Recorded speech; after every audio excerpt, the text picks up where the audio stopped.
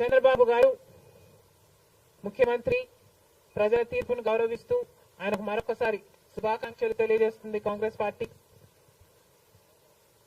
అలాగే చంద్రబాబు గారికి మరొకసారి గుర్తు చేస్తుంది కాంగ్రెస్ పార్టీ మన రాష్ట్రానికి రావాల్సిన ప్రత్యేక హోదా. ప్రత్యేక హోదా అన్నది ఆంధ్ర రాష్ట్ర ప్రజల ఊపిరి. 10 సంవత్సరాలుగా మోడీ గారు బీజేపీ పార్టీ ప్రత్యేక హోదా విషయంలో ఆంధ్ర రాష్ట్రాన్ని ఆంధ్ర ప్రజలను మోసమే చేశారు.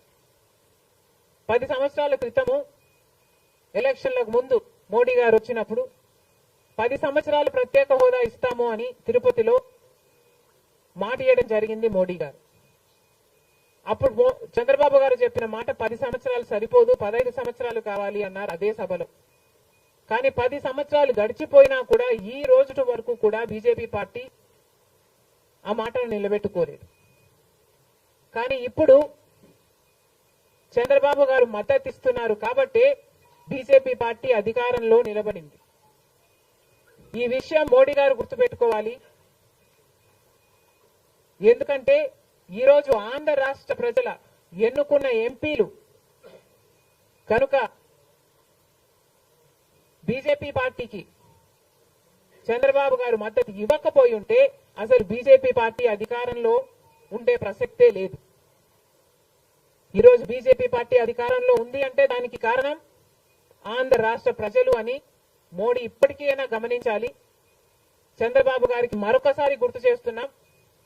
చంద్రబాబు గారు బీజేపీ పార్టీతో ఎలక్షన్లకు ముందు పొత్తు పెట్టుకుంటున్నప్పుడే కాంగ్రెస్ పార్టీ పదే పదే చెప్పడం జరిగింది. ఒక్క మాట అయినా తీసుకోకుండా, కండిషనల్ సపోర్ట్ అయినా మీరు ఎక్స్టెండ్ చేయకుండా, మీరు బేషరతుగా స్పెషల్ స్టేటస్ అన్న కండిషన్ పెట్టకుండానే మీరు బీజేపీ పార్టీకి ఎందుకు అలయన్స్ పెట్టుకున్నారు చంద్రబాబు గారు అని అప్పుడు ప్రశ్నించడం జరిగింది.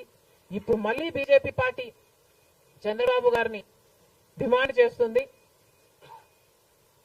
ఇప్పుడు మళ్ళీ కాంగ్రెస్ పార్టీ చంద్రబాబు గారిని డిమాండ్ చేస్తుంది. బికాస్ మీరిచ్చిన ఎంపీల వల్ల ఆంధ్ర రాష్ట్ర ప్రజలు ఎన్నికైన ఎంపీలను మీరు బీజేపీ పార్టీకి ఇచ్చారు కాబట్టి ఈరోజు బీజేపీ పార్టీ అధికారంలో ఉంది కాబట్టి చంద్రబాబు గారు ఈ విషయాన్ని గుర్తుపెట్టుకొని ఇప్పటికైనా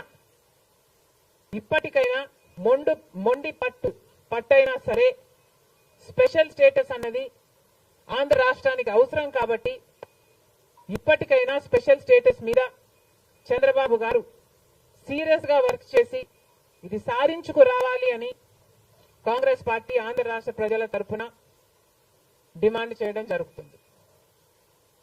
ఒక స్పెషల్ స్టేటసే కాదు, పోలవరం ప్రాజెక్టు కూడా ఉంది. పోలవరం ప్రాజెక్టుకు చంద్రబాబు గారు 2 రోజుల క్రితం వెళ్లడం జరిగింది. నిజానికి పోలవరం ప్రాజెక్టు రాజశేఖర రెడ్డి గారి ఆలోచన. 2004లోనే రాజశేఖర రెడ్డి గారు 10,000 కోట్లతో 20 లక్షల ఎకరాలకు నీళ్లు ఇవ్వాలి అని తలపెట్టిన ప్రాజెక్టు పోలవరం ప్రాజెక్టు. రాజశేఖర రెడ్డి గారి హయాంలోనే కుడి ఎడమ కాలువలు పూర్తి చేయడం జరిగింది. ఆ కాంగ్రెస్ హయాంలోనే 4,500 కోట్లు అంటే దాదాపుగా 40% పనులు పూర్తి చేయడం కూడా జరిగింది. కానీ తర్వాత అధికారంలోకి వచ్చిన చంద్రబాబు గారు పోలవరం ప్రాజెక్టు కాస్టును అమాంతంగా 29,000 కోట్లకు పెంచారు. కానీ పనులు మాత్రం పూర్తయినట్టు ఎక్కడా కనిపించలేదు. 2018 కల్లా నేను పూర్తి చేస్తాను అని రాసి పెట్టుకోండి అని చంద్రబాబు గారు ఆ రోజు అసెంబ్లీ సాక్షిగా ఛాలెంజ్ కూడా చేశారు. కానీ పోలవరం ప్రాజెక్టు చంద్రబాబు గారి వాళ్ళ సాధ్యం కాలేదు, పూర్తి చేయలేదు. ఆ తర్వాత అధికారంలోకి వచ్చిన జగన్మోహన్ రెడ్డి గారు పోలవరం ప్రాజెక్టుని మళ్ళీ రివర్స్ టెండరింగ్ అంటూ మొదలుపెట్టి 55,000 కోట్ల రూపాయలకు దాన్ని ప్రాజెక్టు కాస్ట్ను పెంచారు. తీరా చూస్తే ఏ పని జరగలేదు. ఇప్పటికైనా చంద్రబాబు గారు చెప్తున్న మాట ఏమిటి అంటే 75% పనులు మా హయాంలోనే పూర్తయ్యాయి, 25% పనులు మిగులున్నాయి, నేను పూర్తి చేస్తాను అని చెప్పడం జరిగింది మొన్న చంద్రబాబు గారు. చంద్రబాబు గారిని కాంగ్రెస్ పార్టీ ప్రశ్నిస్తుంది. మరి 25% పనులు మాత్రమే మిగులుంటే 4 సంవత్సరాలు పడుతుంది అని మీరు ఎందుకు చెప్పారో చంద్రబాబు గారు సమాధానం చెప్పాలి. పోలవరం ప్రాజెక్టు మీద ప్రజలకు క్లారిటీ లేదు కాబట్టి పోలవరం ప్రాజెక్టు మీద ఒక వైట్ పేపర్ మీరు రిలీజ్ చేయండి. దాంట్లో అసలు పోలవరం పరిస్థితి ఏమిటి, దాని డిజైనింగ్ దగ్గర నుంచి మొదలు పెడితే అసలు దాని ప్రస్తుత పరిస్థితి ఏమిటి, మీరున్న 5 సంవత్సరాల అధికారంలో ఉన్నప్పుడు ఏం చేశారు, తర్వాత జగన్మోహన్ రెడ్డి గారు ఏం చేశారు, ఇప్పుడు ఏమి చేయాలి, ఎగ్జిక్యూషన్ కథ ఏమిటి, అన్నిటి మీద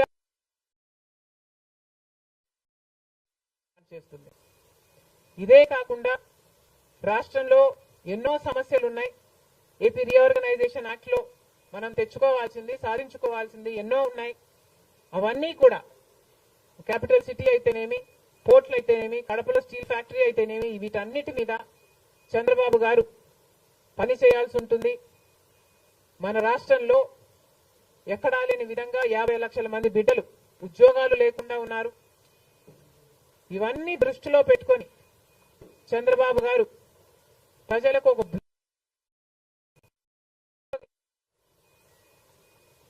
బాగుంటుందని కాంగ్రెస్ పార్టీ భావిస్తుంది. ఇదే కాకుండా చంద్రబాబు గారు సూపర్ 6 ఈ గ్యారంటీలతో చంద్రబాబు గారు ఎన్నికలకు వెళ్లారు. దీంట్లో యువతకు 20 లక్షల యువత వరకు ఉద్యోగ అవకాశాల కల్పన కల్పిస్తామని చెప్పారు. లేదా 3,000 రూపాయలు ప్రతి నెల ప్రతి నిరుద్యోగికి నిరుద్యోగ భృతి ఇస్తామన్నారు చంద్రబాబు గారు. అదే కాకుండా స్కూల్కు వెళ్లే పిల్లలకు ప్రతి విద్యార్థికి 15,000 రూపాయలు సంవత్సరానికి ఇస్తామని చెప్పారు. ప్రతి రైతుకి 20,000 రూపాయలు ఆర్థిక సహాయం ఇస్తామన్నారు. ప్రతి మహిళకు నెలకు 1,500 ఆర్థిక సహాయం, అంటే ప్రతి మహిళకి కూడా ఒక పెన్షన్ లాగా 1,500 ఇస్తామని చంద్రబాబు గారు మాటిచ్చారు. మహిళలకు ఉచిత బస్ ప్రయాణమే కాకుండా ఏడాదికి 3 గ్యాస్ సిలిండర్లు కూడా ఉచితంగా ఇస్తామని చంద్రబాబు గారు సూపర్ 6 లో ఇవ్వడం జరిగింది. ఇవన్నీ కూడా చంద్రబాబు గారు దీని విధి విధానాలు ఏమిటో, మొదలు పెట్టే తేదీ ఏమిటో వీటి మీద కూడా చంద్రబాబు గారికి స్పష్టత ఇవ్వాల్సిన అవసరం ఉంది. ఇవన్నీ ఎందుకు చెప్తున్నాము అంటే మన రాష్ట్రము మిగతా రాష్ట్రాల్లాగా కాదు. మన రాష్ట్రము చాలా వెనకబడి ఉన్న రాష్ట్రం. వెంటనే పని చేయాల్సిన అవసరం ఉంది కాబట్టి మేము చంద్రబాబు గారిని, మన రాష్ట్రము ఒక స్పెషల్ చైల్డ్ కి కావాల్సిన నీడ్స్ మన రాష్ట్రానికి ఉన్నాయి కాబట్టి కనీసం మీరు ఇప్పుడే గెలిచారు, ఆ విషయం మాకు కూడా తెలుసు. కానీ హనీమూన్ పీరియడ్ కూడా మీరు తీసుకునే పరిస్థితి లేదు. వెంటనే పనిలోకి దిగాలి, ఇవన్నీ చెయ్యాలి, మొదలు పెట్టాలి అని కాంగ్రెస్ పార్టీ చంద్రబాబు గారికి సూచిస్తుంది. అంతేకాదు కాంగ్రెస్ పార్టీ తరఫున మేమందరం కూడా ప్రజల పక్షాన నిలబడుతూనే ఉంటాం. ప్రత్యేక హోదా గురించి అయితేనేమి, ఆంధ్ర రాష్ట్ర బిడ్డల భవిష్యత్తు గురించి అయితేనేమి కొట్లాడు వైఫల్యాలను ఎత్తి చూపుతూనే ఉంటాం. ఒక కన్స్ట్రక్టివ్ అపోజిషన్ గా కాంగ్రెస్ పార్టీ నిలుస్తుందని ఆంధ్ర రాష్ట్ర ప్రజలకు మరొకసారి ఏపీపీసీసీ మాటిస్తుంది. Thank you.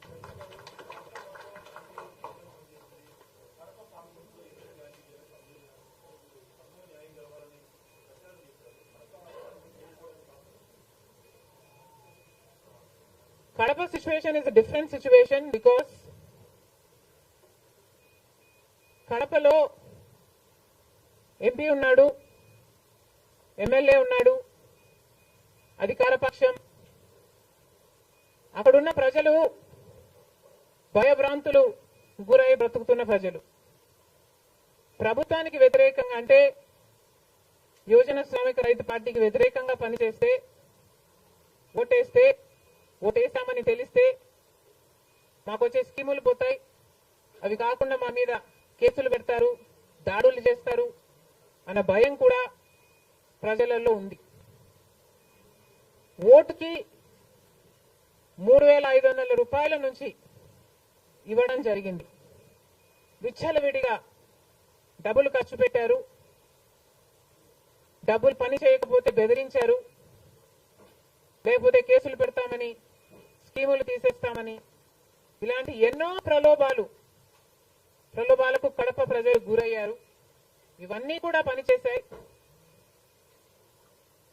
నేను కడపలో గెలవకపోవడానికి కారణం టైం అనే నేను అనుకుంటున్నాను. బికాస్ నేను కడపలో తిరిగింది కేవలం 14 రోజులు మాత్రమే. 14 రోజులు క్యాంపెయిన్ చేశాము. మిగతా టైం స్టేట్ వైడ్ క్యాంపెయిన్ చేశాము. మేము 14 రోజులు ఎంత కష్టపడినా కూడా we were not able to cover most of the geographical area. చాలా మటుకు రూరల్ ప్రాంతాలలో కనీసం రాజశేఖర రెడ్డి బిడ్డ పోటీ చేస్తుంది అన్న విషయం కూడా చాలా మందికి తెలియలేదు. మేము పోటీ చేసింది కూడా ఎలాగైనా సరే మళ్ళీ హంతకులు హత్య చేపించిన వాళ్ళు చట్టసభలకు వెళ్ళకూడదు అని ఉద్దేశంతో మాత్రమే పోటీ చేయడం జరిగింది. సరే, అది జరగకపోయి ఉండొచ్చు, కానీ ప్రజల కంటే పైనున్నది దేవుడు. ఐఎమ్ వెరీ ష్యూర్ వాళ్ళ పాపం పండుతుంది. పండే రోజు కోసం దేవుడు కూడా ఎదురు చూస్తున్నాడని నా అభిప్రాయం.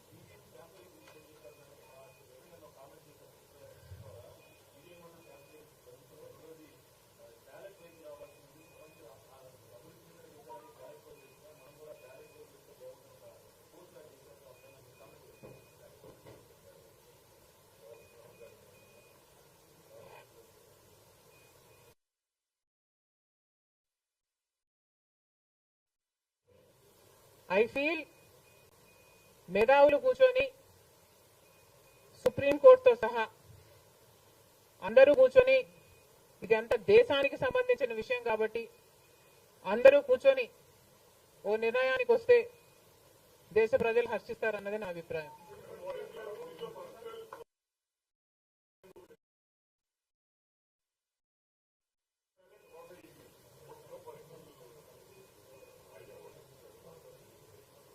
How does it matter what I think personally?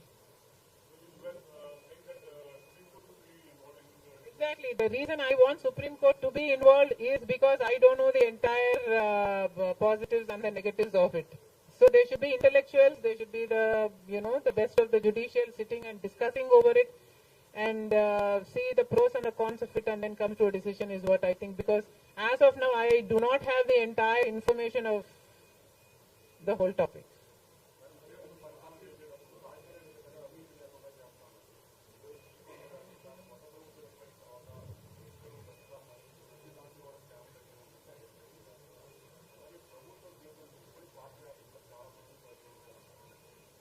ప్రజలు బుద్ధి చెప్పారు కదమ్మా, ఇంకా నేను మాట్లాడడం ఎందుకు.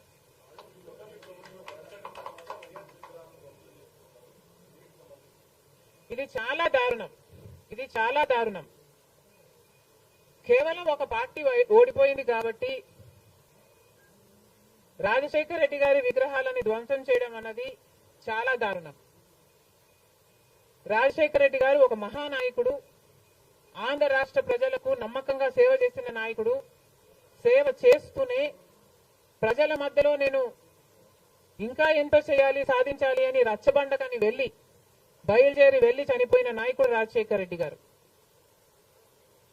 రాజశేఖర రెడ్డి గారు లాంటి మహానాయకుడు చనిపోతే దాదాపు 7,000 మంది ప్రజలు ఆ బాధ తట్టుకోలేక, నిజాన్ని జీర్ణించుకోలేక ఆయన వెనకాలే చనిపోయారు. అంత గొప్ప నాయకుడు రాజశేఖర రెడ్డి గారు. ఒకసారి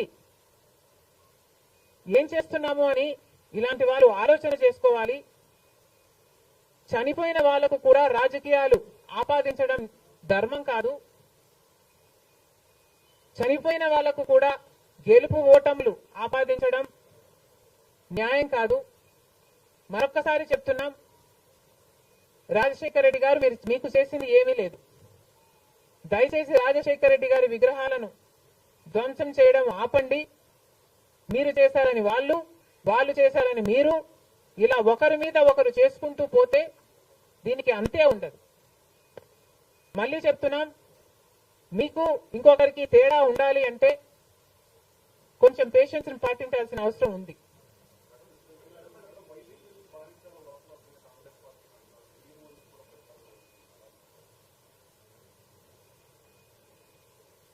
ఈవెన్చువలీ పిల్ల కాలువలన్నీ సముద్రంలో కలవాల్సిందే.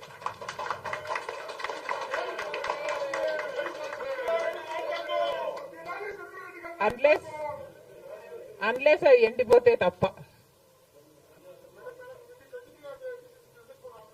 Yes, definitely.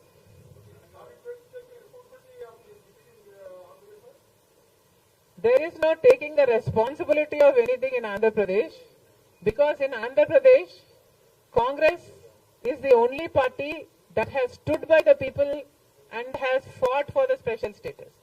On the one hand, Mr. Chandrababu Naidu, who was Chief Minister for 5 years, neglected special status, and then Mr. Jagan Mohan Reddy became the Chief Minister and continued neglecting the special status. Congress party was the only party fighting for special status and for all the rights of the AP Reorganization Act. The people of Andhra know this, but they also know that their vote should not go to waste. And because they were very decisive, that they wanted change, they voted this time with a vengeance for change.